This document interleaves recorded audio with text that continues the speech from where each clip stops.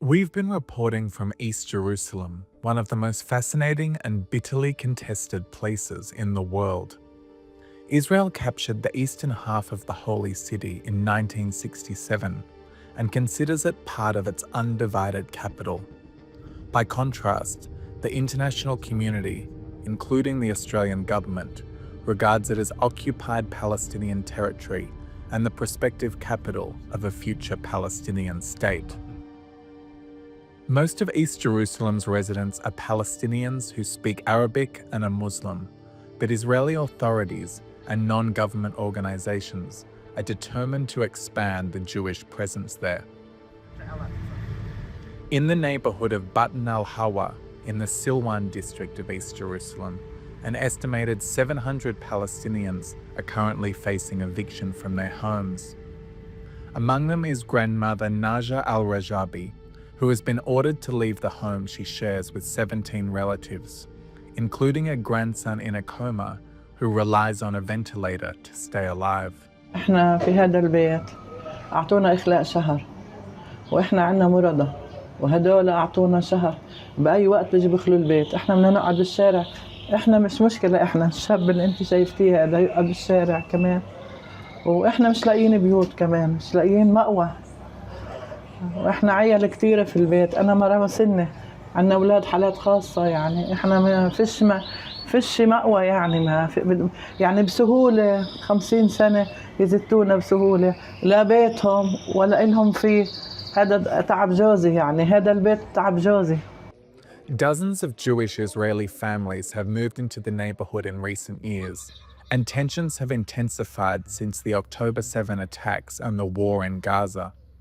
Clashes regularly erupt between Israeli and Palestinian neighbors, who overwhelmingly view each other with suspicion and animosity.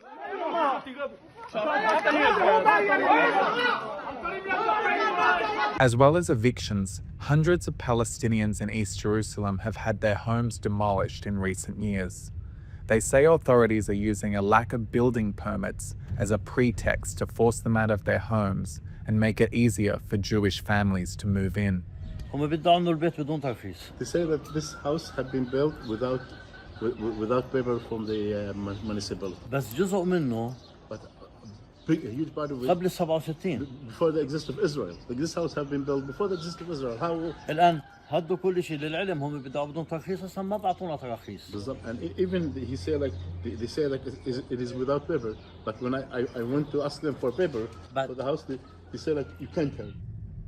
Among those leading the push to cement a Jewish presence in areas like Silwan, or Shiloah as it's known in Hebrew, is Daniel Luria, an Australian Israeli who moved from Melbourne to Jerusalem 3 decades ago and leads the Ataret Kohanim organization. What about Palestinian people who live in the neighborhood behind you? I'm not sure about what Palestinian people are. There are Arabs who live in Israel today and there are Arabs who live inside of Jerusalem.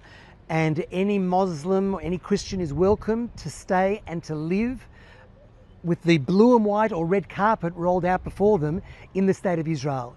If they accept the Jewish state for Jewish people, if all you want to do is destroy the Jewish state and to kill Jewish people, as we saw with Hamas and Hezbollah and Iran and their very open declarations, then they will be fought and there's no place for them here in this tiny Jewish state. But any Arab that wants to accept the Jewish state, he's welcome and he's part, as we see today, in Jerusalem, throughout the Galil, throughout the country. There are Arabs who accept the Jewish state and live here. In relation to what the so-called Palestinians, I've said before and I'll say 1,000 times, there's never been a Palestinian people, nation, heritage, history. It doesn't exist. The only Palestine that existed here in this region, and the nations of the world accepted that from France and Britain from the 1920s onwards, was the Jewish national homeland.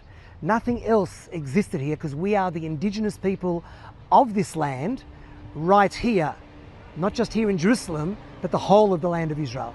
The Palestinian families we spoke to in East Jerusalem vehemently disagree with the idea there is no such thing as a Palestinian people, or that they too are not the indigenous inhabitants of the land.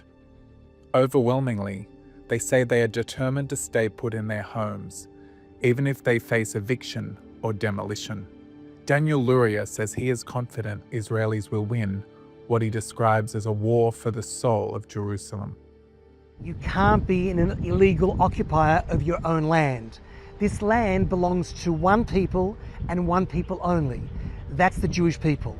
We've seen conquerors come, we've seen empires come, we've also seen them go. Today they're bylines in history books, and we, the Jewish people, are the lone sole people that have a 3,800-year-old connection to this land and this city. Jerusalem runs through our veins, as does Israel, and there's nothing the world can do about it.